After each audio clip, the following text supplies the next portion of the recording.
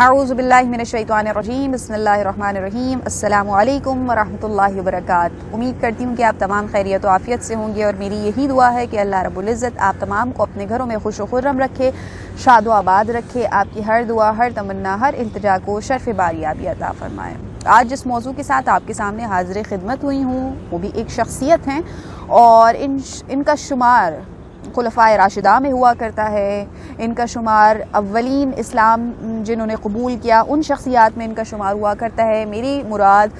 خلیفہ اول حضرت سیدنا صدیق اکبر رضی اللہ تعالی عنہ ہیں۔ آپ کی سوانح حیات سے کچھ نکات آج اور کچھ درس و تدریس ہم حاصل کرنے کی کوشش کرتے ہیں کہ دین اسلام کے خلیفہ اول سیدنا صدیق اکبر رضی اللہ تعالی عنہ نے اپنی زندگی، اپنی حیات طیبہ، اپنی اس زندگی کو، دنیاوی زندگی کو کس انداز سے گزارا، اور ہم آپ سے کس طرح فیض و برکات حاصل کر سکتے ہیں۔ آپ کی بتائی ہوئی راہ پر، آپ کے چلے ہوئے راستے پر ہم کیسے گامزن ہو سکتے ہیں، آج اس ذات عالیہ سے، ان شخصیت سے یہ جاننے کی کوشش کریں گے۔ سیدنا صدیق اکبر رضی اللہ تعالیٰ عنہ کا شمار ان شخصیات میں ہوتا ہے کہ جو قبول اسلام سے پہلے بھی کبھی بت پرستی کی طرف نہیں گئے، اور آپ کا تاریخ کے حوالے سے معلوم ہوتا ہے کہ آپ کا نام ابو الکعبہ تھا قبول اسلام سے پہلے، اور قبول اسلام کے بعد آپ کا نام رسول اللہ صلی اللہ علیہ وآلہ وسلم نے عبداللہ رکھ دیا۔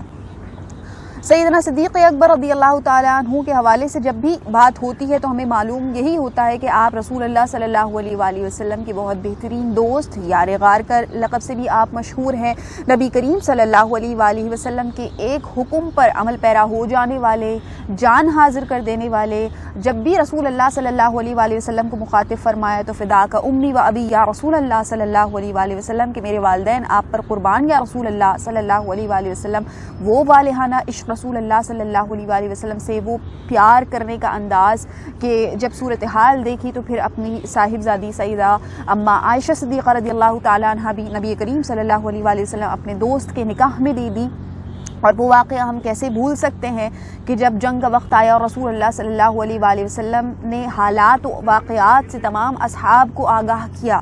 تو سیدنا صدیق اکبر رضی اللہ تعالیٰ عنہ اپنے گھر کا تمام مال و اسباب لے کر رسول اللہ صلی اللہ علیہ وآلہ وسلم کی بارگاہ میں تشریف لے آئے، یہاں تک کہ بتایا جاتا ہے کہ اپنے کرتے میں جو اس زمانے کے اعتبار سے بٹنز ہوا کرتے تھے ان کو بھی نکال کر پیش کر دیا اور وہاں کانٹے لگا لی۔ جب رسول اللہ صلی اللہ علیہ وآلہ وسلم نے پوچھا کہ اے ابو بکر، گھر والوں کے لیے بھی کچھ چھوڑا ہے، تو کیا فرماتے ہیں کہ گھر والوں کے لیے اللہ اور اس کا رسول ہی کافی ہے۔ محبت کا یہ عالم، رسول اللہ صلی اللہ علیہ وآلہ وسلم سے عشق کی یہ انتہا، اور قبول اسلام کے اعتبار سے بھی دیکھیے تو رسول اللہ صلی اللہ علیہ وآلہ وسلم فرماتے ہیں کہ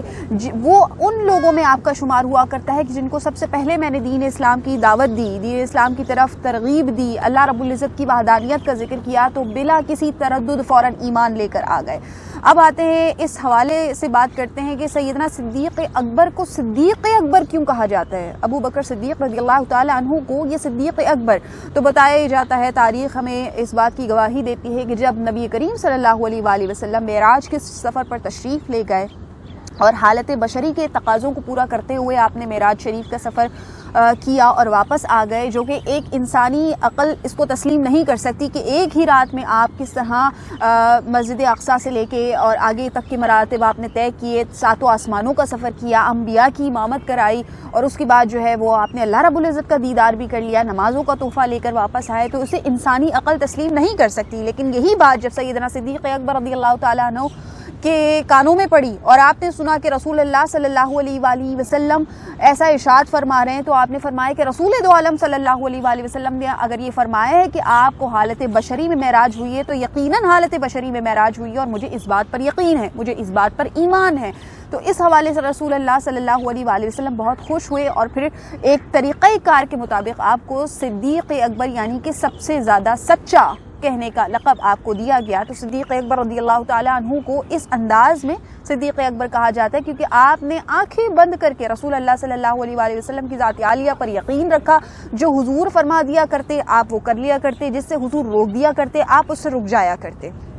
اتنی محبت، اتنا پیار، اتنا عقیدت، اتنا ادب و احترام رسول اللہ صلی اللہ علیہ وآلہ وسلم کا۔ اور اگر آپ کے فیوز و برکات میں سے ذکر کروں تو ایک حدیث مبارکہ کا مفہوم مجھے بڑا خوبصورت لگتا ہے کہ اس کے بعد پھر انشاءاللہ آپ سے اجازت بھی چاہوں گی، کہ ایک چاندنی رات تھی اور اما عائشہ صدیقہ رضی اللہ تعالیٰ عنہا اور نبی کریم صلی اللہ علیہ وآلہ وسلم جلوہ افروز تھے، اور اما عائشہ صدیقہ ستاروں کو دیکھ رہی تھی تو عرض کرتی ہیں یا رسول اللہ کہ ستاروں سے جگمگاتا آسمان کتنا خوبصورت لگ رہا ہے۔ تو حضور صلی اللہ علیہ وآلہ وسلم نے تبسم فرمایا، تو خود ہی سوال کرتی ہیں اشتیاق میں، یا رسول اللہ ستاروں کے برابر بھی نیکیاں کسی کی ہوں گی؟ تو رسول اللہ صلی اللہ علیہ وآلہ وسلم نے فرمایا ہاں عائشہ بالکل، ستارے جتنے ہیں اس کے کہکشاں میں اتنی نیکیاں بھی کسی کی ہیں۔ تو اما عائشہ صدیقہ بڑے اشتیاق سے سوچتی ہیں کہ کس کی ہیں یا رسول اللہ، پوچھنے لگتی ہیں، دریافت کرتی ہیں، تو رسول اللہ صلی اللہ علیہ وآلہ وسلم فرماتے ہیں عمر بن خطاب کی نیکیاں اتنی ہیں کہ جتنے اس کہکشاں میں، جتنے اس آسمان میں ستارے ہیں۔ تو آپ تھوڑی خاموش ہو جاتی ہیں۔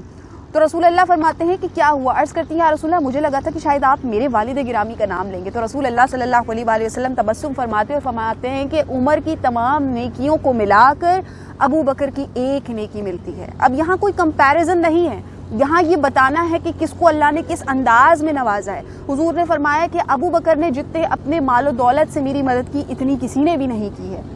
جو ابو بکر نے جس انداز میں میرا ساتھ دیا ہے اتنا کسی نے بھی نہیں دیا ہے۔ تو رسول اللہ صلی اللہ علیہ وآلہ وسلم کی محبت کا انداز یہ تھا کہ جب آپ نے رسول اللہ سے محبت کی تو اللہ نے وہ مراتب، وہ مقام عطا فرما دیے کہ اللہ اکبر، صدیق کا لقب بھی مل گیا، نیکیاں بھی اتنی کہ جتنی کسی کی بھی نہیں ہو سکتی۔ اور یہ بھی آپ کے حوالے سے رسول اللہ صلی اللہ علیہ وآلہ وسلم نے فرمایا ہے کہ انبیاء کے بعد افضل البشر اگر کوئی ذات اس قرۂ ارض پر ہے تو وہ سیدنا صدیق اکبر رضی اللہ تعالیٰ عنہ کی ذات ہے۔ عزیزان من، جب ہم تاریخ پڑھتے ہیں تو ہمیں یہ معلوم ہوتا ہے کہ ہمارے دین اسلام میں بہت اعلیٰ منصب پر مراتب،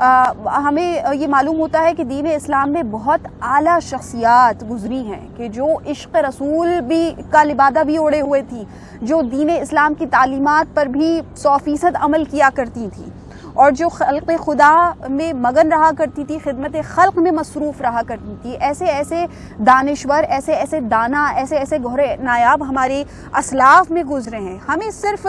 ضرورت ہے تو ان کی بتائی ہوئی تعلیمات پر عمل کرنے کا۔ اللہ رب العزت ان مقدس شخصیات سے ہمیں فیوز و برکات حاصل کرنے کی توفیق عطا فرمائے، ان کے بتائے ہوئے راستے پر عمل پیرا ہونے کی کوشش عطا فرمائے،